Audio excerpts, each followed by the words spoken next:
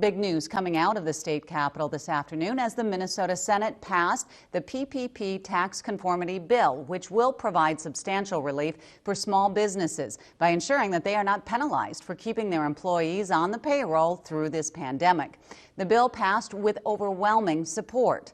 As we know, the federal government passed the Paycheck Protection Program to be an emergency measure to help small businesses keep their employees paid. Unfortunately, struggling business owners are now facing the large state tax bills on these loans. And even though it passed in the Senate, it has yet to pass in the Minnesota House.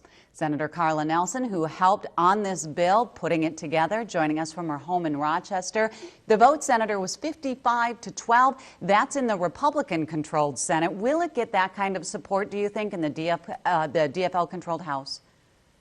Well, certainly, I hope so.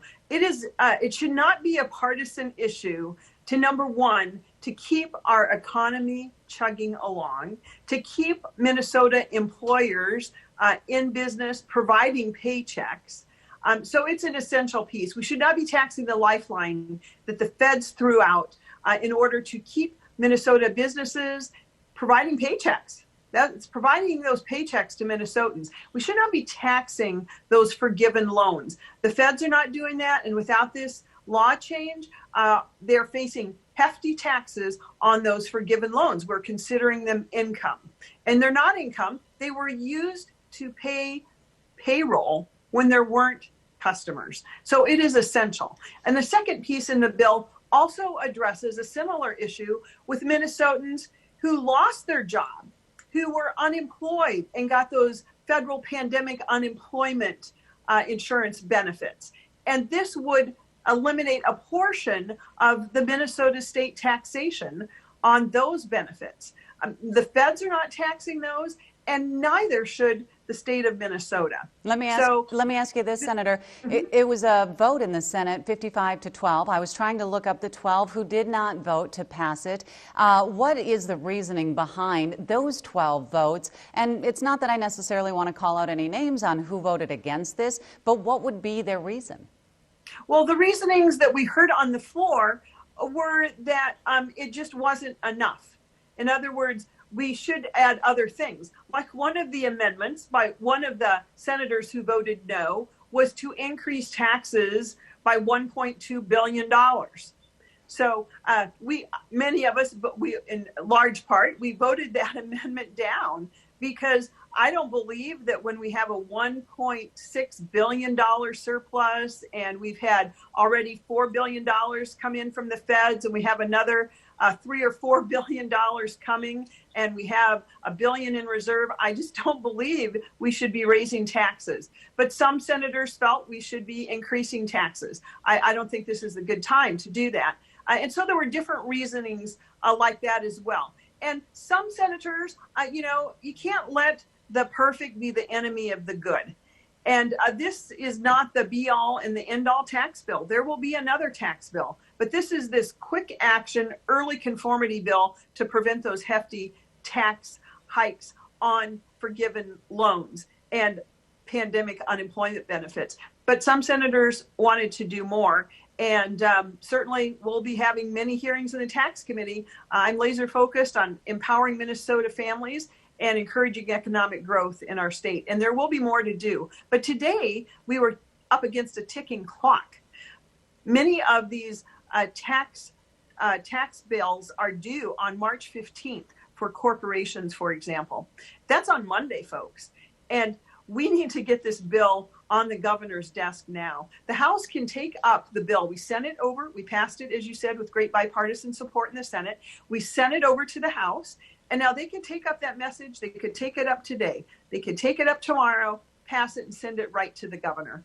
I'm very hopeful for some quick action in the House. Okay, Senator Nelson, let me take a quick break. And there are taxes and there are fees. And I want to talk about those fees and some of them that are currently circulating up at the Capitol right now and being talked about. Give me 2 minutes. We'll take a quick break Sure. and come back and talk about that. I'm continuing now with my conversation with Minnesota Senator Carla Nelson. Before the break, we were discussing the passing of the state PPP Tax Conformity Bill to go along with the federal bill. Let's talk taxes now, Senator. As we know, this is a very sticky topic at the Capitol right now. The governor says he would raise taxes only on the wealthiest of Minnesotans. Sounds good to a lot of people, but you and other Republicans say there is much more to that story. Explain. Well, sure. That's only a partial point. That's only one piece of the governor's, and it's actually $1.9 billion of tax increases in his bill. We had a hearing on the governor's tax provisions in my Senate Tax Committee, and quite frankly, these are very punitive taxes on so many sectors of our economy, whether it be corporations, whether it be Minnesota families, just about anything that has a tax is taxed at a higher rate in the governor's proposal. And then he has some really, I think, unconstitutional things, which is retroactively changing the tax code going back 5 years. I just don't even think that is a serious proposal. But there are a host of issues like that. There's also some real issues in data centers, which we have tried very hard to make sure we get those in Minnesota. It's a good fit for those. They use a lot of energy. We happen to be a cold state.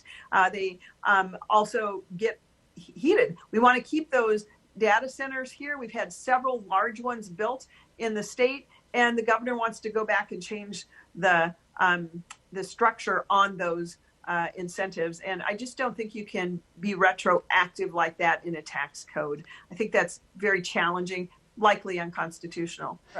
Construction folks are very concerned about fees. And as we know in the past, fees are just another name for taxes.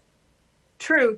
And I can give you the bottom line on those. In the governor's tax bill, there's $61 million of fee increases.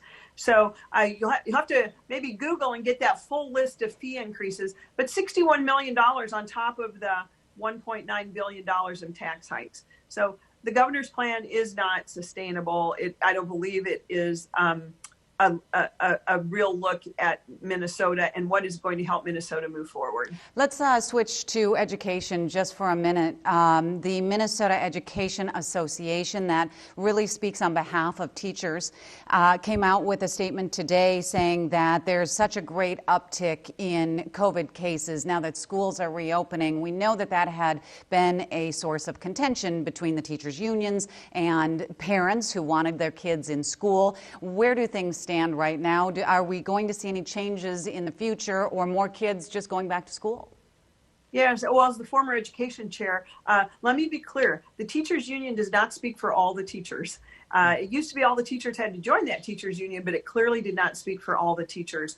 And well, the data is not showing that schools nor children are super spreaders. And we do have to make sure that we take account of the fact, and we should applaud the fact that we have this rapid development and deployment of vaccines. We are closing in on this pandemic, more vaccines, teachers being vaccinated, and kids not being spreaders. And of course, we also have therapies, treatments, therapies, and we know the things that have worked to really keep that rate down of infection. The governor said he expects all kids back in school, although that could be just one day a week, which I find very difficult for children to make that back and forth transition, and difficult for teachers and parents, quite frankly.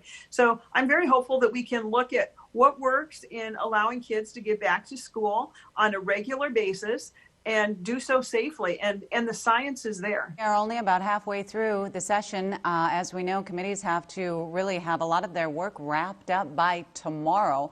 Are you hopeful for the second half of the session? As we know, as we get toward the end of a session, that's when things really get a little bit more heated. Yes, of course. So we're in the preliminary stages now. By Friday, they have to have made it through the policy committees in one of the bodies. And so I'm glad several of my bills have done that. But I will say that when it comes to the end of session, that is really where the nuts and bolts are. You know, the Senate is just beginning to pass its bills. The House is beginning to pass its. Sometimes they look very different. And as the tax chair, I can say we do not have deadlines in the tax committee. We are often that last committee that has to wrap it all up. So stay tuned, but it is hard to believe we're halfway through the session.